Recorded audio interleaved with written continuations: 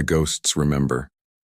The rain fell softly on the black marble wall, each droplet tracing the carved names like tears the living could no longer shed. Commander Sarah Chen stood alone in the memorial garden, her uniform soaking through, but she didn't move. Her hand rested on one name among thousands. Michael Chen, aged 16, died in Valkyrian labor camp 847, her baby brother. Gone for 12 years now.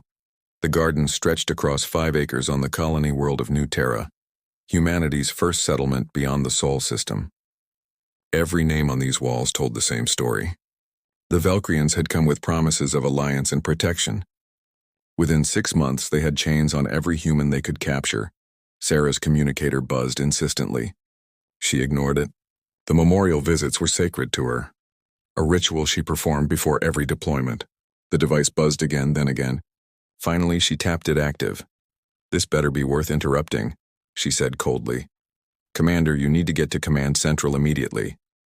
It was Lieutenant Marcus Webb, her second in command. His voice carried an edge she rarely heard. "We've received a transmission. You're not going to believe who it's from." 20 minutes later, Sarah stood in the operations center, water still dripping from her coat onto the polished floor. Around her, dozens of officers stared at screens with expressions ranging from shock to fury. Admiral James Rodriguez waited for her near the main display, his weathered face grim. "Show her," Rodriguez ordered. The screen flickered to life. The face that appeared made Sarah's blood run cold. It was a Valkyrian, their crystalline features unmistakable. The species looked like they were carved from living gemstone, beautiful and terrifying in equal measure. This one wore the deep purple robes of their ruling class. "This is Archon Velmoth of the Valkyrian Empire." The alien's voice came through the translator, smooth and melodic despite the obvious distress. "I transmit this message to all species within range, including the human territories. Our empire faces total annihilation from an enemy we cannot comprehend or combat. We formally request immediate military assistance from any civilization capable of responding." Sarah felt her jaw clench so hard her teeth ached. The Valkyrian continued. "We acknowledge that past relations with humanity were complicated. We ask that historical grievances be temporarily set aside in the face of mutual survival. The entity we call the Silence has consumed 17 of our core worlds. Our fleets cannot harm it. Our weapons pass through it. In 3 months, it will reach our homeworld. In 6 months, it will reach your borders." The message ended abruptly. Silence filled the operations center. Sarah could hear her own heartbeat pounding in her ears. "Complicated," she whispered, then louder. "Complicated? They worked millions of us to death in their mines. They used our children for genetic experiments. They hunted us for sport in their pleasure gardens. And they call it complicated? I know," Rodriguez said quietly. "Believe me, Sarah, I know." The Admiral had lost his entire family to the Valkyrians. His wife, 3 daughters, and his parents, all dead in the camps before humanity finally drove the crystalline oppressors away. "So what's the decision?" Sarah asked, though she already knew. The military didn't call emergency briefings to say no. Rodriguez pulled up a tactical display. Red zones marked 17 systems in Valkyrian space, each one labeled as lifeless. The pattern showed clear directional movement, like a wave washing across the galaxy. Intelligence confirms their story. Something is out there and it's heading our way. Dr. Kenji Yamamoto from Xenobiology has analyzed the limited data. Whatever the Silence is, it doesn't just destroy, it erases. No debris fields, no radiation signatures, nothing. Just empty space where planets used to be. Sarah studied the map. The trajectory was unmistakable. After the Valkyrian Empire fell, humanity would be next. Then the Xanthari Collective, then the Morvath Unity. Every civilization in this sector of the galaxy would face extinction. "They're a buffer," she said finally. "Every day the Silence spends consuming them is a day we have to figure out how to fight it." "That's the assessment," Rodriguez confirmed. "President Okafor and the Earth Council have authorized a response. But Sarah, this isn't a rescue mission. This is reconnaissance in force. We go in, we observe this Silence entity, we collect data, and we determine if the Valkyrians are worth keeping alive. And if they're not." The Admiral's expression hardened. "Then we let them burn and use what we learn to save ourselves." Sarah felt something cold and sharp settle in her chest. It wasn't quite satisfaction, but it was close. "Who's going?" "Everyone. Every ship we can spare." The entire Second Fleet, 47 warships. You'll command from the Vindication. The Vindication, humanity's newest dreadnought, built specifically to ensure the Valkyrians could never threaten them again. 2 kilometers of armored death, bristling with weapons the crystalline empire had never imagined humans could create. When do we leave? 72 hours. The council wants you to address the fleet before departure. Some of the younger officers weren't alive during the occupation. They don't understand what we're flying into. Sarah nodded slowly. They will. Over the next 3 days, New Terra's orbital shipyards became a hive of desperate activity. Ships that had been on patrol were recalled. Ammunition stockpiles were loaded into cargo holds. Medical bays were expanded and body bags were quietly stored in every vessel's hold. Sarah spent the time reviewing everything intelligence had gathered on the Silence. It wasn't much. Valkyrian reports described it as a darkness that moved through space, swallowing everything in its path. Ships that entered it never returned. Weapons fire simply disappeared into the void. One report mentioned that sensors detected no energy readings from the Silence at all. It was as if reality itself was being deleted. On the second day, she visited the Vindication's memorial chamber. Every human warship had one now, a room lined with names of those who died under Valkyrian rule. Sailors would touch the walls before battle, a reminder of why they fought. Lieutenant Webb found her there. The crew is assembled in the main hangar, Commander. They're ready for your address. Sarah followed him through the massive ship's corridors. The Vindication hummed with power, her fusion reactors providing enough energy to glass a continent. She was beautiful and terrible, exactly what humanity needed. The main hangar could hold 3,000 people. Every officer and crew member from the 47 ships of Second Fleet had crammed inside. They fell silent as Sarah approached the podium. She looked out at them. Young faces, old faces, humans from Earth and Mars and the outer colonies. Many wore the small gray ribbons that marked them as survivors of the occupation. Others wore black ribbons indicating they'd lost family. "I'm not going to lie to you," Sarah began, her voice carrying across the massive space. "We're going to help the Valkyrians, the same beings who enslaved us, who murdered our families, who treated us like animals. We're going to fly into their territory and possibly die protecting them." Angry murmurs rippled through the crowd. "I know how that sounds," Sarah continued. "I know what you're feeling because I feel it too. Every day I visit my brother's name on the memorial wall. Michael was 16 when they took him. I never saw him again. The hangar grew quieter. But here's what you need to understand. This isn't about mercy. This isn't about forgiveness. The Valkyrians don't deserve our help, and I hope they know it.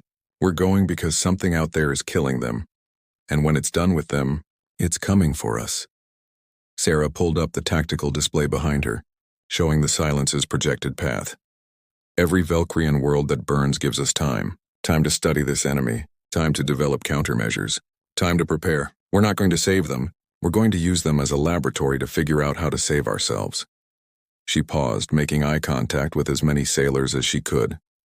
"The Valkyrians think we're coming as rescuers. They think we're soft, forgiving humans who will forget what they did. They're wrong. We're going to show them exactly what happens when you underestimate a species from a death world. We're going to remind them why they should have killed us all when they had the chance." A few scattered cheers started in the back. More joined in. Within seconds, the entire hangar erupted in roars of approval. "We leave in 24 hours, Sarah shouted over the noise. "Check your weapons. Say goodbye to your families. And remember, we're not heroes going to save the galaxy. We're predators going hunting. Whatever the Silence is, it's about to learn that humans are the most dangerous thing in this part of space." The cheering intensified. Sarah stepped down from the podium, her heart pounding. She'd meant every word. That night she stood on the Vindication's observation deck watching New Terra rotate slowly below. The planet looked peaceful from up here, its scars hidden by distance and darkness. But Sarah knew better. Scars never truly healed. They just became part of who you were. "You think Michael would approve?" Webb asked, joining her at the window. Sarah thought about her brother. The last message she'd received from him, smuggled out through resistance channels, had been 3 words. "Don't forgive them." "Yes," she said finally. He'd understand this perfectly. The countdown began. In 24 hours, Second Fleet would jump to hyperspace, beginning a journey to the edge of Valkyrian territory.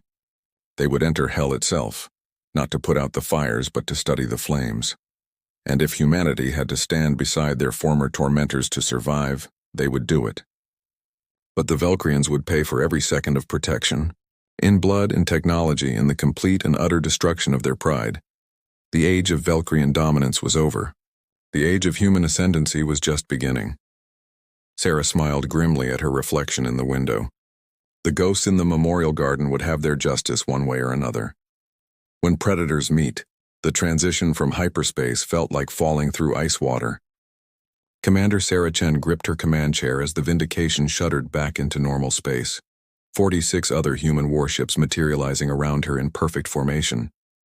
The view screen flickered to life, and what Sarah saw made her breath catch in her throat.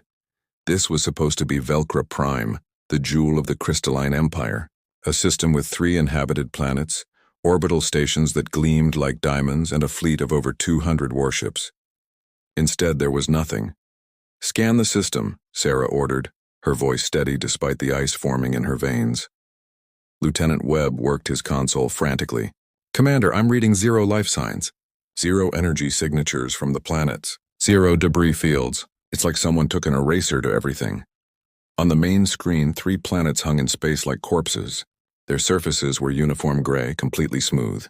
No oceans, no continents, no clouds. Just featureless spheres where thriving worlds had existed 2 weeks ago. "The Velcrian distress beacon is still active," reported Ensign Maria Santos from Communications. "Coming from the edge of the system, near the 4th planet. Take us in." "Battle stations. All ships maintain formation." The fleet moved forward cautiously, weapons charged and shields at maximum. Sarah watched the dead planet slide past on the screen. Whatever the silence was, it had left nothing behind. Not ruins, not even atoms. Just smooth, empty rock. "Contact," Webb announced suddenly. Multiple Velcrian signatures detected. 15 ships heavily damaged. They're in defensive formation around the 4th planet. The screen shifted to show the remnants of what had once been a mighty fleet. Velcrian warships, crystalline structures that refracted light like prisms, hung in space-trailing atmosphere and debris. Several were barely functioning, held together by emergency force fields. "Incoming transmission," Santos said. "Put it through." A Velcrian appeared on screen, but this one looked nothing like the proud Archon from the distress message. This one's crystalline features were cracked and dimmed, their purple robes torn and stained. When they spoke, their voice trembled. "Human vessels, this is Fleet Commander Zantier. We thank you for responding. The silence is 3 hours behind us. This is all that remains of our home defense fleet. 200 ships reduced to 15. Sarah let the silence stretch before responding. "Fleet Commander, this is Commander Sarah Chen of the Terran 2nd Fleet. We're here to observe the silence and collect tactical data. What you do with your remaining ships is your concern." The Velcrian's eyes widened. "Observe? You must help us evacuate. There are still 50,000 civilians on the surface. We don't have enough transport capacity." "Neither do we," Sarah cut in coldly. "And frankly, Commander Zantier, I'm struggling to remember why we should care. Where was your evacuation capacity when you were loading human children onto slave ships?" The Velcrian flinched as if struck. "Commander Chen, please. I understand your anger. What our empire did to your people was unconscionable. But those civilians below had nothing to do with... My brother had nothing to do with your wars either." Sarah interrupted, her voice like steel. "He was 16. They worked him to death in one of your mines because he was convenient. So forgive me if I'm not moved by your appeals to innocence." Webb glanced at Sarah, concern in his eyes, but said nothing. The bridge crew remained silent, watching the exchange. Zantier seemed to age before their eyes. "Then why did you come?" "Because whatever is hunting you will eventually hunt us. We need to understand it. We need to know how to kill it. You're going to help us with that." Before the Velcrian could respond, every alarm on the Vindication screamed to life simultaneously. "Contact," Webb shouted. "Something's entering the system.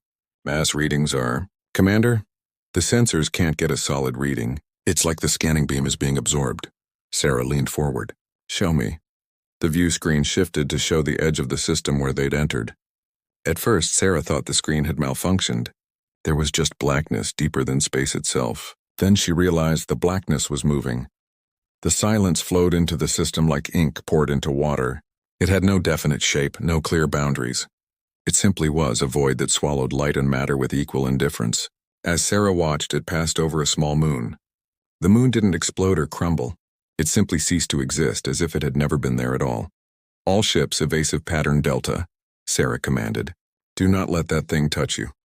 Sensors, I want every scanning system we have focused on it. Record everything.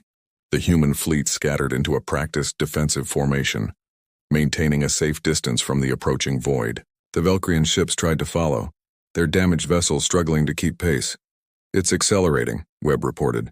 Estimate contact with the fourth planet in 90 minutes.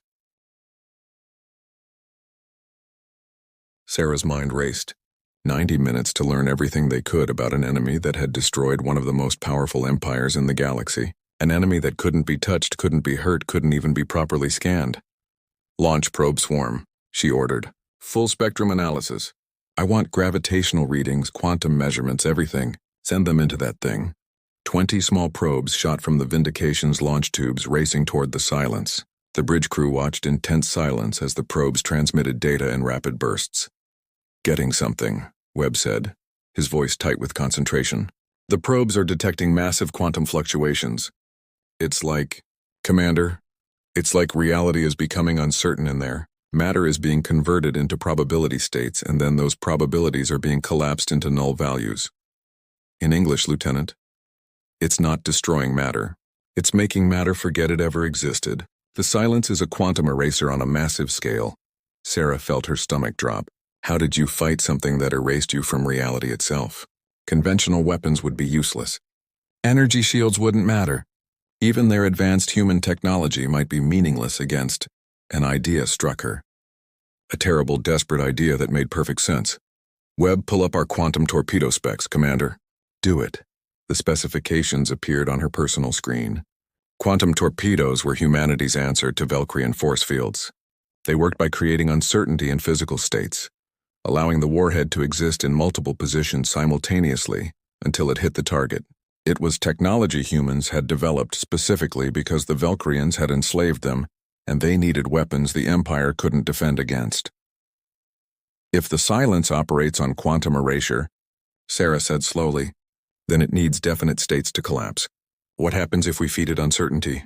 Webb's eyes widened. It might not be able to process it, or it could make things worse. Only one way to find out. Prepare a full spread of quantum torpedoes. Set them to detonate inside that void without collapsing their probability fields. Commander Chen? Xantir's voice crackled over the comm. What are you doing? Something stupid, Sarah replied.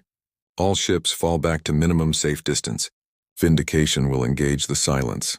You're going to fight it? The Valkyrian sounded shocked. Our weapons did nothing. Your weapons were built to kill things that want to exist, Sarah said. Ours were built to kill you. There's a difference. She opened fleet-wide communications.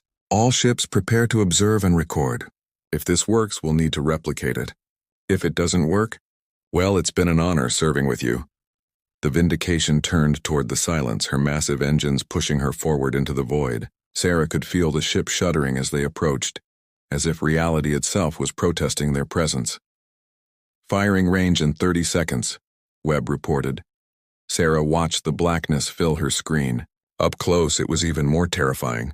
The void seemed to have depth, infinite layers of nothingness folding in on themselves. Staring into it felt like staring into the death of everything. Fire all tubes, Sarah commanded. 20 quantum torpedoes launched from the Vindication, streaking toward the Silence in trails of blue-white energy. They hit the void and something impossible happened. The darkness flickered. For just a moment, Sarah saw something inside the void. Shapes. Geometries that hurt to look at. Patterns that existed in too many dimensions at once. Then, the Silence screamed. It had no voice, but every sensor on every ship picked up the distortion. A ripple of pure wrongness spread out from the impact point. The void writhed like a living thing in pain. It's working, Webb shouted. The quantum uncertainty is preventing it from completing its erasure cycle. It can't collapse the probability fields? All ships fire at will, Sarah ordered. Target the same point. Concentrate fire. The human fleet opened up with everything they had. 47 warships poured quantum torpedoes into the Silence, each one adding more uncertainty, more impossible states that couldn't be erased. The void began to shrink, slowly at first, then faster. The darkness pulled back from the fourth planet, retreating toward the edge of the system. As it withdrew, Sarah saw something that made her blood run cold. The silence wasn't one entity. It was made of countless smaller voids, each one connected to the others in a vast network, and as the quantum weapons disrupted them, the network began to collapse. "Cease fire," Sarah ordered. "Let's see what happens." The human fleet watched as the silence continued to retreat, pulling back faster and faster. Within minutes, it had withdrawn completely from the system, leaving behind the dead planets but taking no more. The bridge erupted in cheers. Sailors hugged each other, laughing with relief and triumph. Sarah allowed herself a small smile. "Commander Chen," Xantir's voice was barely a whisper. You drove it away. How?" Sarah turned to face the Valkyrian on screen. "Because humans come from a death world, Commander. We spent millions of years learning to fight things that wanted to eat us. We got very good at finding ways to hurt things that seemed invincible." She leaned forward, her expression hardening. "Here's what's going to happen. We're going to teach you how to build quantum weapons. We're going to show you how to fight the silence. And in exchange, every Valkyrian in this galaxy is going to remember that humanity saved your entire species." Xantir bowed their head. "We are in your debt." "Yes," Sarah said coldly. "You are. And we're going to collect on that debt for generations. Every time a Valkyrian sees a human, they're going to remember that you needed us, that you begged us for help, that your mighty empire couldn't survive without the species you tried to enslave." She cut the transmission and turned to Webb. "Send our sensor data to all ships. I want analysis running immediately. We need to understand exactly how those quantum torpedoes disrupted the silence." "Yes, Commander." Sarah stood and walked to the observation window. Below, the fourth planet still held its 50,000 Valkyrian civilians. They would live to see another day. They would grow old and tell their children about how humanity arrived when no one else would, but they would also remember the price of that survival. The complete and utter destruction of Valkyrian pride. "Commander," Santos called out. "Incoming message from Earth, priority 1. Put it through to my ready room." Sarah left the bridge and entered her private office. President Okafor appeared on the screen, her expression unreadable. "Commander Chen, I've reviewed your engagement report. You fired on an unknown entity without full authorization." "Yes, Madam President. I made a command decision based on immediate tactical necessity." Okafor's stern expression cracked into a smile. "And you saved an entire system while proving that the silence can be fought. Well done, Sarah. The Council is extremely pleased." Sarah felt tension she didn't know she'd been carrying release from her shoulders. "Thank you, ma'am. How are the Valkyrians handling their rescue?" "About as well as you'd expect. They're grateful and humiliated in equal measure." "Good," Okafor said flatly. "Let them stay that way. Humanity spent too long on our knees. It's someone else's turn now." The transmission ended. Sarah sat alone in her ready room, thinking about her brother Michael, thinking about all the names on the memorial walls, thinking about justice and revenge and the thin line between them. They had saved the Valkyrians today, but they hadn't forgiven them. They never would. Outside her window, the human fleet held formation, 47 ships that represented the rebirth of their species. From victims to victors, from prey to predators, the galaxy was learning a new truth. Humans were from a death world, and death worlders didn't just survive. They thrived. They adapted. They overcame. And they never, ever forgot. Sarah touched the small gray ribbon on her uniform, the one that marked her as a survivor. "We did it, Michael," she whispered.